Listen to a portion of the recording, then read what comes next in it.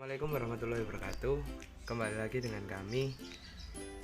Di sini kami akan menyampaikan materi tentang pengembangan produk dan UMKM.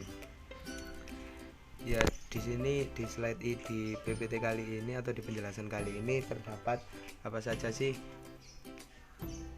yang harus dikembangkan dari produk dan UMKM tersebut. Lalu kenapa sih kok harus ada pengembangan di setiap produk dan di setiap UMKM? Untuk lebih lanjut, stay tune.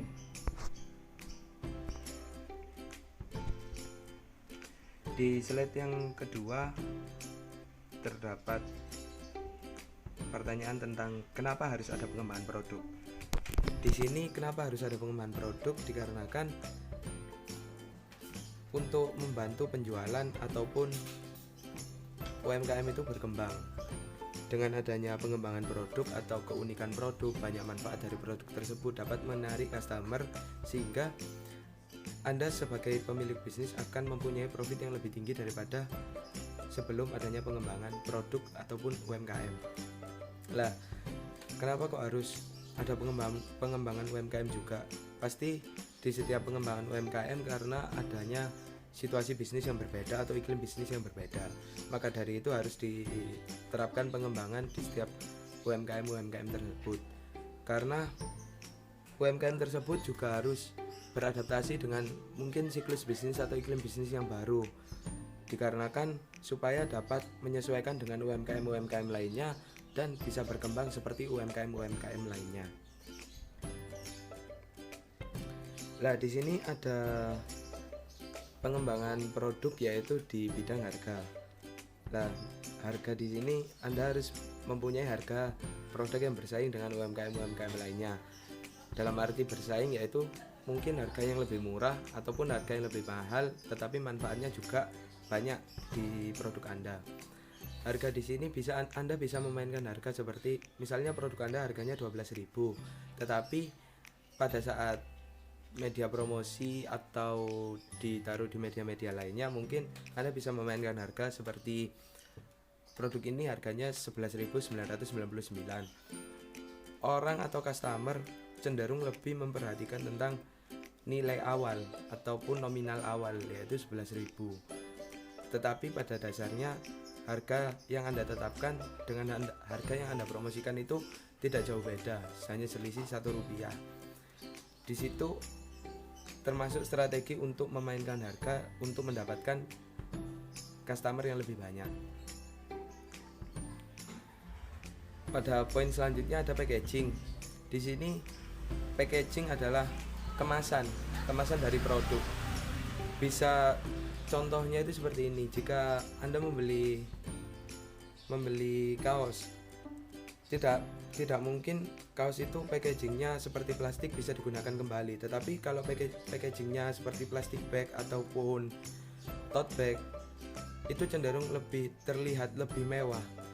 Dikarenakan plastik bag itu lebih tebal, lebih mewah kelihatannya daripadanya plastik yang kretekan biasa. Lalu kalau kemasannya itu tote bag, benar produk Anda akan lebih mahal, tetapi tote bag tersebut bisa digunakan kembali untuk kegiatan sehari-hari, semisal belanja ataupun dipakai untuk kegiatan belajar mengajar ataupun yang lainnya. Di bidang packaging pun, di bagian packaging pun terdapat pengembangan seperti adanya hal desain di packaging Anda, tentang nama toko Anda mungkin, ataupun bisa Anda taruh seperti kreativitas seperti quotes atau gambar-gambar lainnya. Itu akan menarik customer lebih banyak. Dan ini produk ini unik karena packagingnya bagus, itu akan juga mendapatkan pelanggan yang lebih banyak. Baik, Assalamualaikum warahmatullahi wabarakatuh. Kembali lagi dengan kami di KKN hari ke-13. Di sini saya Novan Putra Dilaksono akan sedikit menjelaskan tentang bahan baku. Bahan baku pada sebuah industri, baik itu industri di dalam rumahan ataupun industri berskala besar, mempunyai suatu bahan baku serta jenisnya yang diproses dan diolah sebagai sebuah produk. Bahan baku merupakan suatu bahan yang dapat dipakai ke dalam pembuatan suatu produk. Bahan baku yang sudah termasuk secara menyeluruh akan menunjukkan sebuah produk jadinya. Bahkan bisa disebut bentuk barang jadi. Persediaan bahan baku adalah salah satu faktor utama penting pada perusahaan dalam menunjang kelancaran kegiatan proses produksi, baik dalam perusahaan besar maupun pada perusahaan kecil. Pemilihan bahan baku akan menunjukkan bagaimana hasil akhir produk tersebut, bahkan bisa menunjukkan bagaimana kinerja kegiatan sebuah perusahaan manufaktur. Bahan baku dapat dibedakan menjadi dua.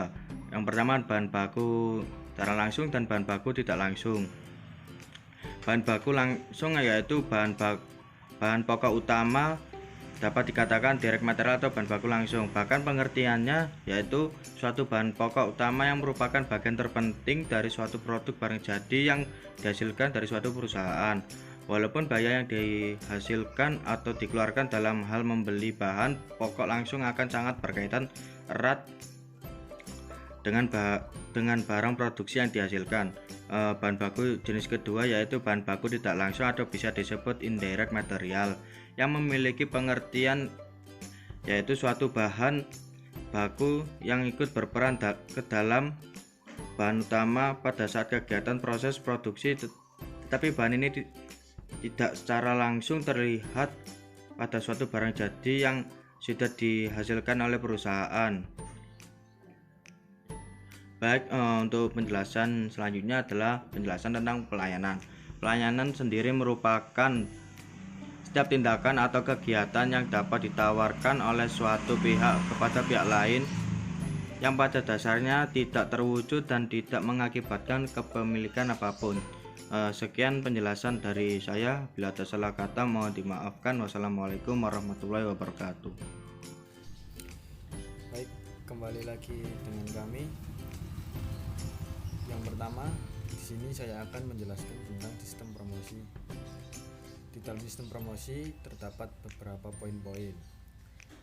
Untuk poin pertama yaitu diskon.